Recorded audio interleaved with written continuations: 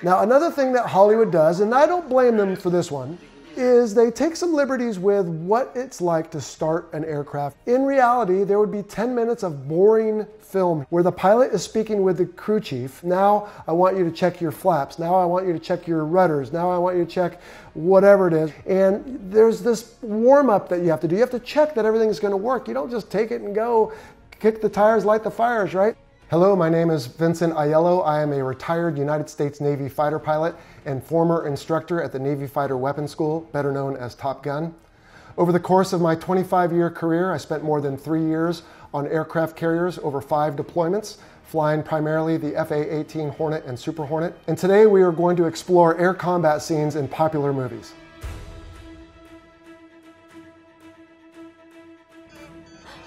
This is The Incredibles. I remember it being a really fun family movie. You've got entertainment for both the kids and the parents.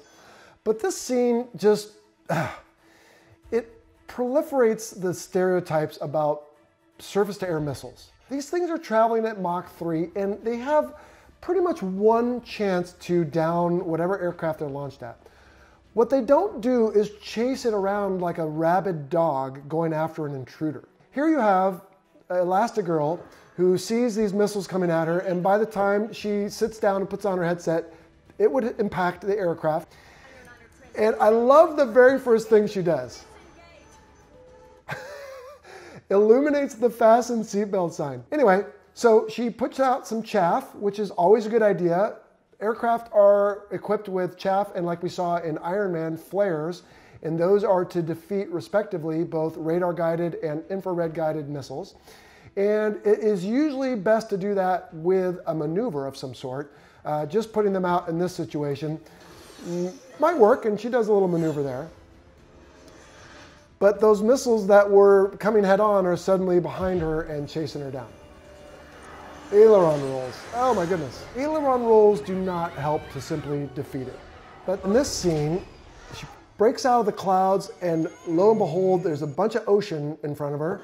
She scoops it out the last second, which is a great decoy, by the way, for the missile. Anytime you can get close to the ground without hitting it, anything that's attacking you is going to have a harder time. And so we saw the first missile detonate in the chaff cloud again, it looked like, which probably not real likely. And the next one impacts the water, and that's great. Unfortunately, so does the aircraft, and yet we'll just jam the throttles forward and keep going. Now, aircraft designed to land on water can do this, although you still need to land very gently.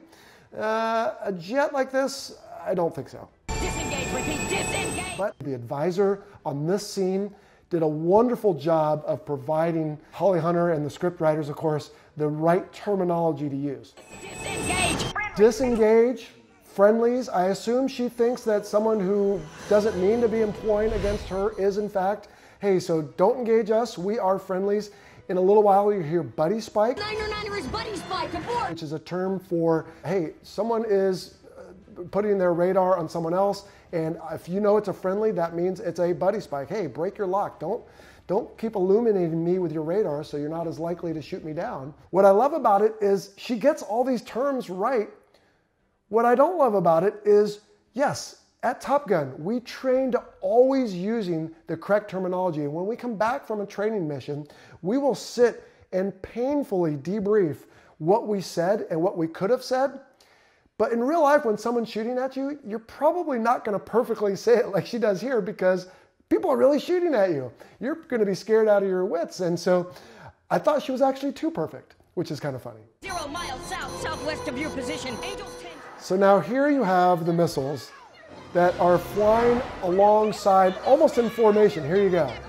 And I realize we need the climax of this particular scene. We need the daughter to get upset that she can't do it, and mom to get a little more panicky, and she'll save the day. But I'm pretty sure the missiles don't fly in formation and then slowly close in to attack you, as we have depicted here.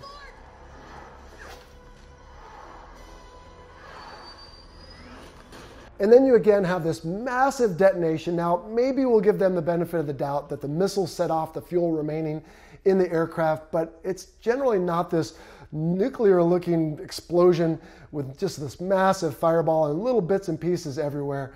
That might be a little over-dramatized. And then we have everybody falling, but we have superhuman powers here. So Mom can turn herself into a parachute that you might see in an ejection scenario. And what I love about it is they got it right. It's a round parachute. Brace yourselves! And they will gently fall down to the ground, as will all the wreckage. But here we have some humans that are falling. Then they are being retarded by the parachute, and they fall gently. But what happens? They land in the water, and this massive hulk of aircraft that's remaining comes screaming down again.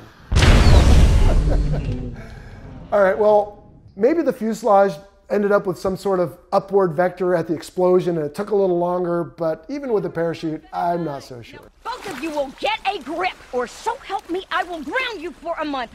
Well, apart from yelling at your family if they're there with you, the first thing aircrew want to do when they land in the water is get out of the water. So in tactical fighter aircraft, we have a raft as part of the ejection seat survival equipment, and it will deploy on your way down before you hit the water, and it will be tethered to you with a lanyard, and you will want to board that raft, not only for anti-exposure of cold water, but also to get yourself, frankly, out of the food chain. Then you want to assess your situation. Are you injured? Do you have any immediate first aid requirements that you need to administer, stop the bleeding, reset a sprain, do something along those lines? And the next thing you want to do is to establish communication. So if you were in a situation where there are two aircraft and one goes down, well, the F-22 that remained airborne, the Whiplash 2, I believe it was, he would want to assume the on-scene commander role and say, hey everybody, my wingman is down, I can see him in the water, I'm going to stay here as long as I can, fuel permitting, until either a rescue helicopter approaches or a ship or some other relief happens so that we can retrieve that person. And you want to take stock of what you have available. All you'll have is whatever you brought with you. So we do have survival vests equipped with different tools and different things that might be useful to you, as well as signaling devices like mirrors, smoke, pencil flares. You might have a shroud knife to cut the parachute shrouds so that they're not tangling you up. You might have a little extra water. You might have whatever you've carried in your G suit. And then again, the harness that you've strapped into the ejection seat with, it will have something in the seat pan, maybe a little extra water, maybe even some food. And so you want to take stock of all that, depending on your situation. In this case, they're out in the open ocean, so they want to make sure they are ready for an extended survival situation.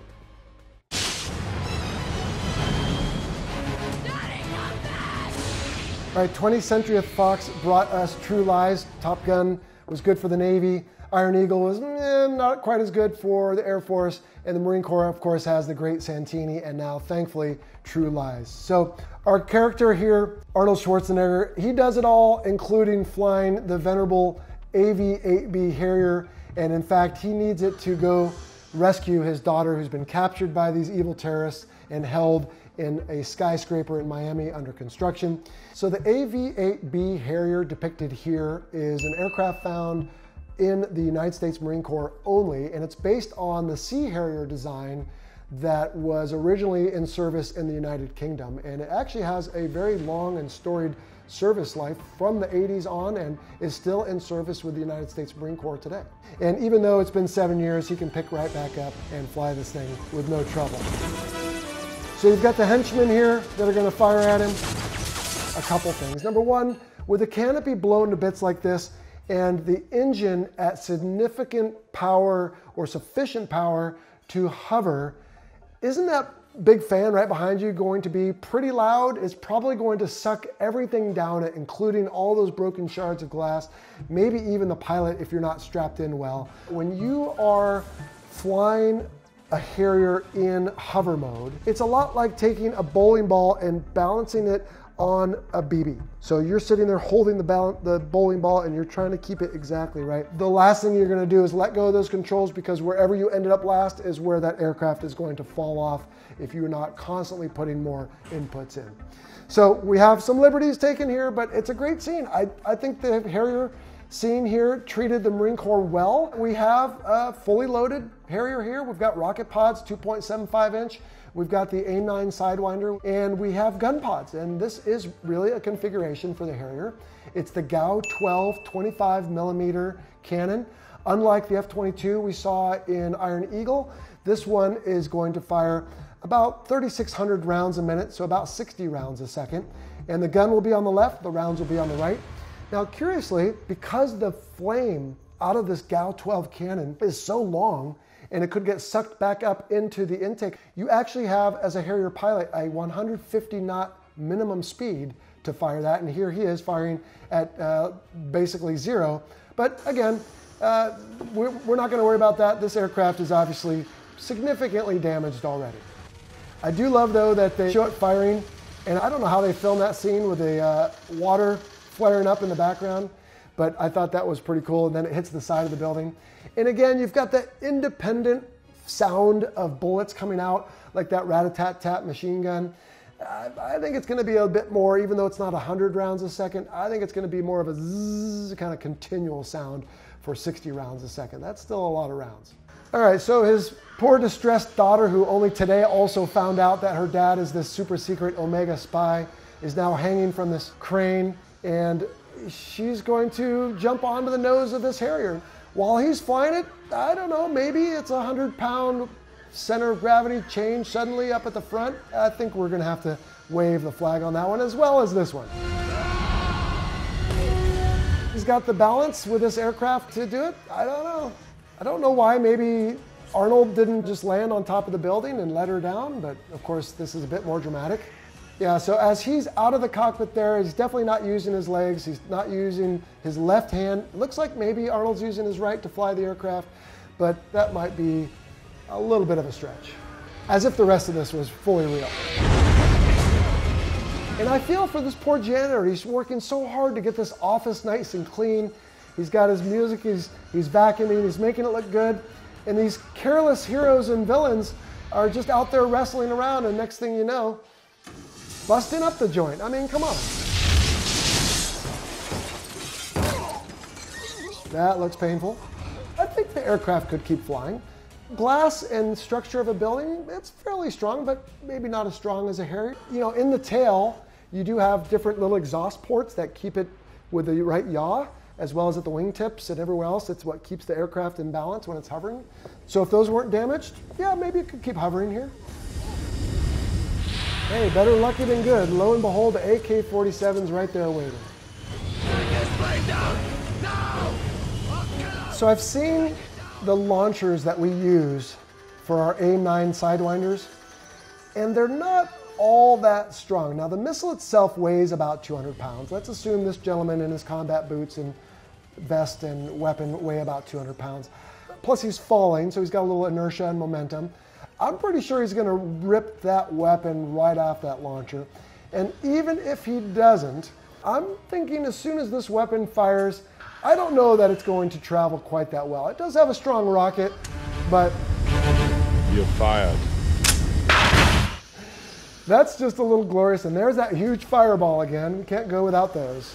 I don't know. I'm going to wave the brown flag on that whole sequence. I'm sorry. Great movie. Marines, you served well and were represented well, but I'm not so sure. All right, 1986 not only brought us Top Gun, but it also earlier in that year brought us Iron Eagle. This movie hasn't really aged too well. And when I was young, I loved it because it had flying scenes, and those were hard to get. We didn't have the internet back then. But now it's kind of painful to watch.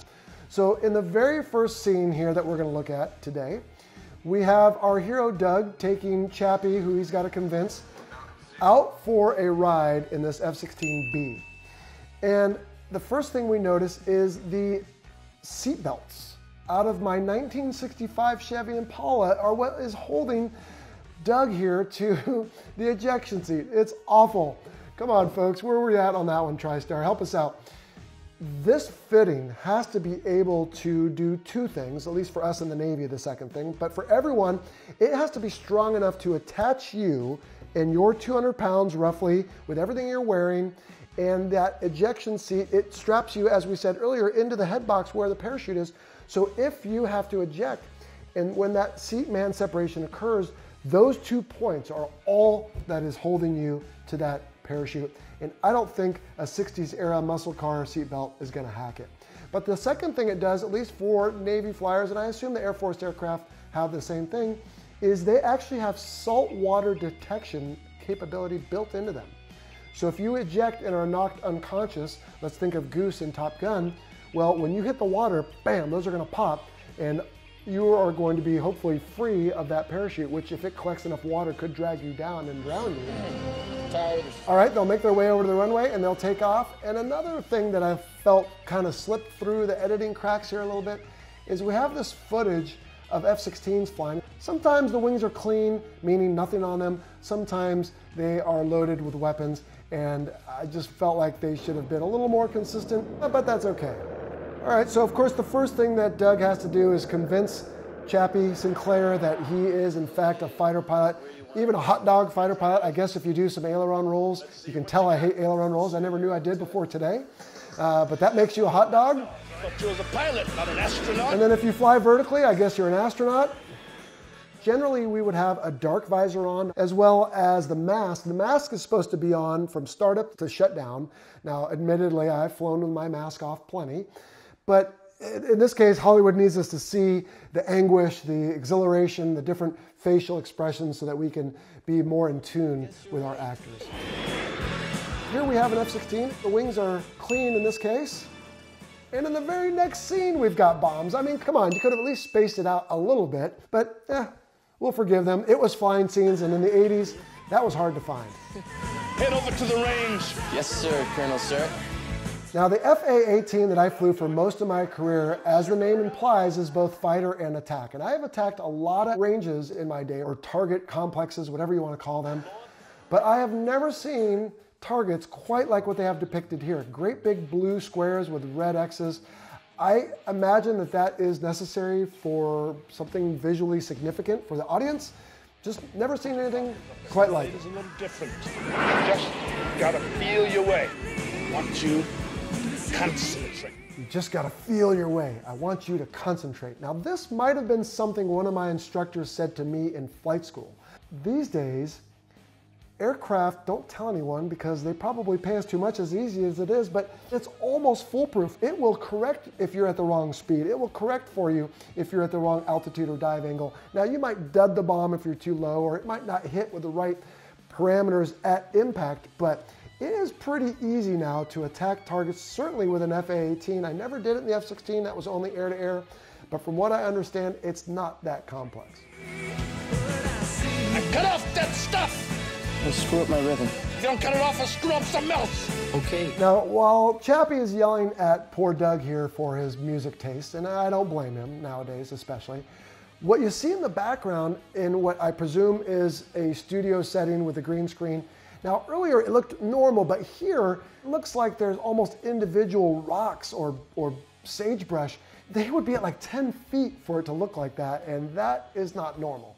Now, the Thunderbirds and the Blue Angels, they can get down and do certain things at that low altitude. For the rest of us, that just looked a little too close, and I wish they would have done a slightly better job making it look like these guys were higher.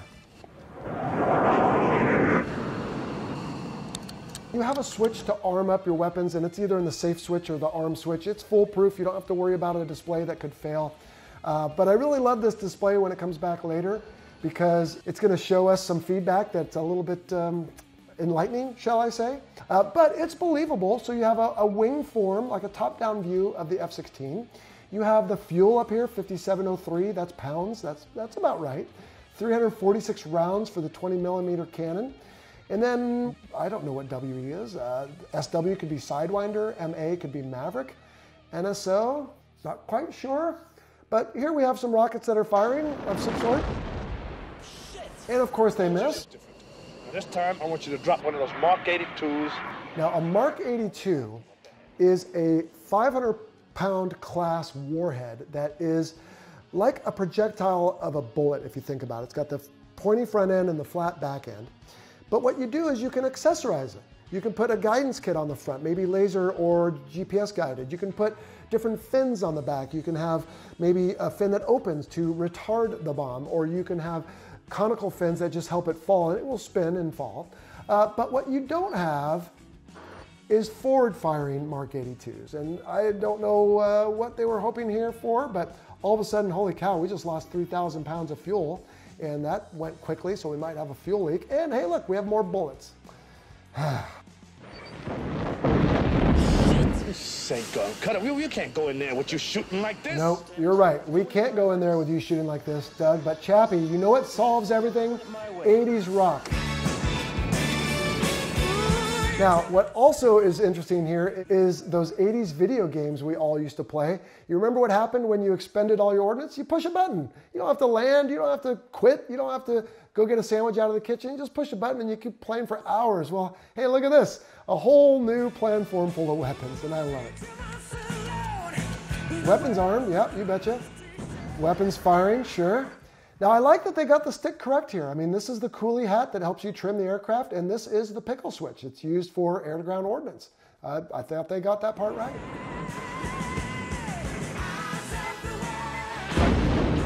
All right, so this is where I have just a little bone to pick. First off, we have these massive explosions like this enormous Mark 77 napalm fuel air explosion. Folks, get on one of the different video services online and look up a 500-pound Mark 80 series weapon. It's a little bit of fire, it's a lot of black, and it's not very exciting. And of course, that's why TriStar gives us this, because this is far more compelling. Target destroyed. This is the one I love. Like, you have some awesome sensor that's out there sampling the environment. It can tell that these big blue squares with the red X's are somehow destroyed with your weapons. And that alone is reason to celebrate. Oh, I love it. But hey, it's exciting. It's a good movie, and it's got great flying footage. The F-16 can pull up to 9 Gs. So if you weigh 200 pounds normally, that is like a force of 1,800 pounds pushing down on your body, which is why many fighter pilots, myself included, have stiff necks as they get older, because you're also wearing that helmet on your 8-pound head, and you have to look around in a dogfight, and that can get very painful and difficult. Pulling Gs, flying a fighter is like a full contact sport. It's very important to be in good physical conditioning and shape. And you can come back from a flight and be sweaty. You are maneuvering, you're pulling down, you're bearing against that G-force, because what you're trying to do is you're trying to keep the blood up in your head where you need it, not down in your feet where it's doing you no good, because your noggin, if it's out of blood, guess what? It's not going to work. And that is your vision, that is your decision making, that is your very consciousness. And so it can be very difficult to perform these maneuvers and stay with it. Now, your body builds a tolerance, just like it does for most other things. If you were a young person who used to not like roller coasters, you ride enough of them, you find your body gets used to spinning and twirling. And it's the same thing in fighter jets. But it is a lot of effort to keep that blood where it needs to be, and that is up in the top of your body.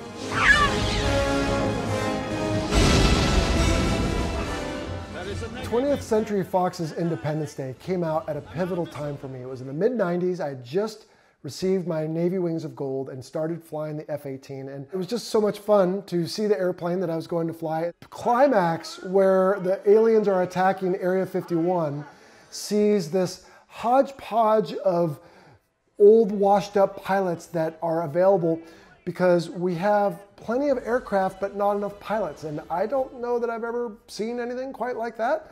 But hey, let's make it work out, because we've got the character here who needs to redeem himself. And so one of the first scenes you see here is what we would call a DDI. It's a display in the cockpit. We have two, one on each side. And ours are normally green-hued or white-hued, frankly. It's actually otherwise pretty close. In fact, all of these indications right here are all cautions we could theoretically have in an F-18. Your left AMAD pressure, your canopy is unlocked, that's bad. We're gonna want that fixed. Hydraulic system 1A, the battery switch is not on, that's bad. Anyway, so they get some of it right, they get some of it not quite as right, but that's okay. Give Mr. Case some cover!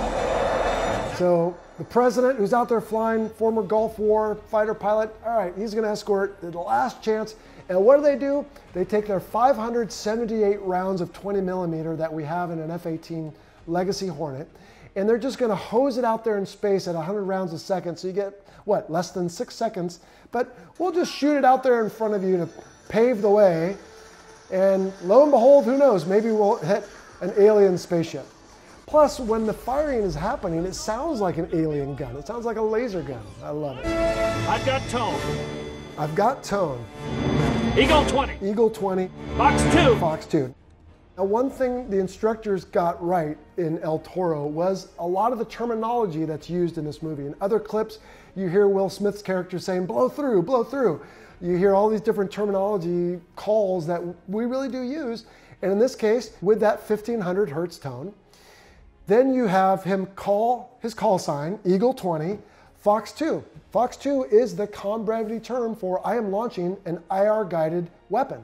Fox 3 would be an autonomous weapon, and a Fox 1 would be like a radar-guided weapon, like a Sparrow. So I thought they did that well. They've got the stick right here. The only bummer is they used the wrong button. Now, in an F-16, only the trigger fires the gun, but in an F-18, the trigger fires both the guns and the missiles, and the pickle button up here is for anything air to surface. And this enormous weapon looks like a harpoon, I'm not quite sure. You've got these sparks showing like, oh dear, something's wrong. And then this display I've never seen before showing a malfunction. Scrub it now, I guess. It's an ARM 4, not an AIM 9. Okay, I stand corrected. Anyway, of course you've got the obligatory family picture, just like Cougar showed us in Top Gun. But now, because we have this malfunction and it was our last hope, and they're going to destroy that family on the ground, Russell knows what he needs to do. All right, you alien assholes. Now, this last scene is heroic, and don't get me wrong, I don't want to take anything from Russell. He redeems himself. My problem is with physics. So when an F-18 flies vertically, it slows down immediately and instantly. And the ability to sustain vertical flight, at least in an F-18, is not going to last very long because you have all of gravity pulling directly behind and pulling on you, and you are going to run out of speed. The gravity and the weight of the aircraft is not going to be matched by the thrust coming out of the engines, particularly at higher altitudes. But even so, generally speaking, in the F-18, what happens is you pull, you come to a stop, and then you fall out of the sky. What you don't do is slowly and gently dock with this alien space station as you're making your way in this vertical maneuver. No, you're going to pull your nose up, you are going to run out of airspeed, and you're going to fall off almost immediately. So, they have to draw it out. This is his heroic moment. And apparently, if you simply put your thumb in the dike, then you have thwarted the alien attack. Of course, we've got our other heroes that have taken down their super effective screen to allow that type of strike. But what I wish they would have talked about before is, okay, Russell just martyred himself for the sake of Area 51. Hey, tell everybody, now we know how to bring him down. What about all the other fighter pilots that gave themselves up there? I mean, there should be statues to these folks all over the world now, but no, they don't even get even a bare mention. Terrible.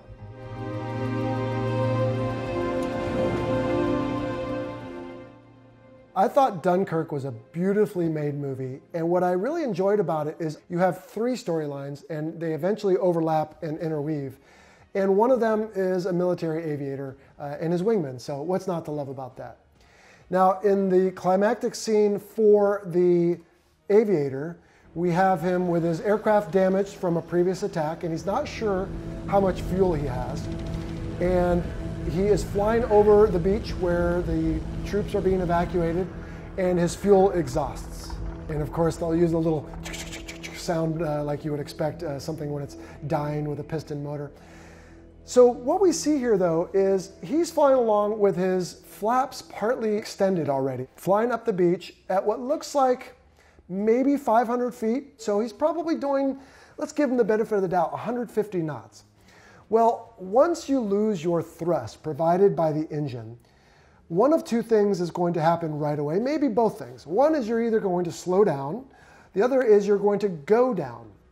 But in the world of Dunkirk, apparently neither of these is true, and you can glide your unpowered Spitfire for as long as it takes, including all the way up the beach. You can turn 180 degrees, vanquish an enemy about to attack your peers, and then fly all the way down the beach until the sun sets and finally land. And that was my one big heartache with this movie as an aviator, is when your engine quits, guess what? You're going down right away and you're thinking about ditching. All right, so our hero went gliding off from right to left. Looked like at that point he was maybe 300 feet off the ground. And now we've got this Stuka dive bomber attacking the British folks, waiting to go to safety. Our resigned commander takes his fate by stoically closing his eyes. No!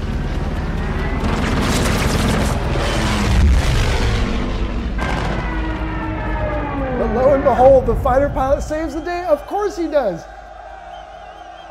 He's now down to 150 feet. He still has all of his knots. And the nice thing about his engine being off is that he can hear the accolades and adulation coming from the thousands and thousands of troops on the beach. Why didn't he ditch his airplane right next to them and get in line for a ride home?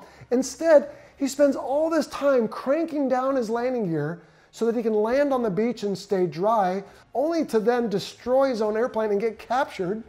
Well, you're going to be much safer ditching, and you're going to be much safer ditching with all these ships and all these troops. So I kind of thought they missed the mark on that one too, but maybe they wanted the hero to get some sort of penance, I don't know, for staying out too long or losing his wingman. But I just felt like they should have had him do what I would have done if it was my tail on the line, and that is circle around where I feel like I could probably be plucked out of the water pretty easily and ditched next to my friendly ships trying to rescue us. So I certainly want to thank Vanity Fair for the opportunity to come and talk about a subject I'm so passionate about. I really, truly enjoyed my 25 years in service. Flying fighter jets was just the icing on the cake. And I get it, we beat up some movies today. They have to be entertaining. Real life air combat is probably not quite as glamorous as Hollywood wants it to be. And if they made it like real life, people wouldn't show up. So I really had a good time talking about these movies today, and I hope you enjoyed watching.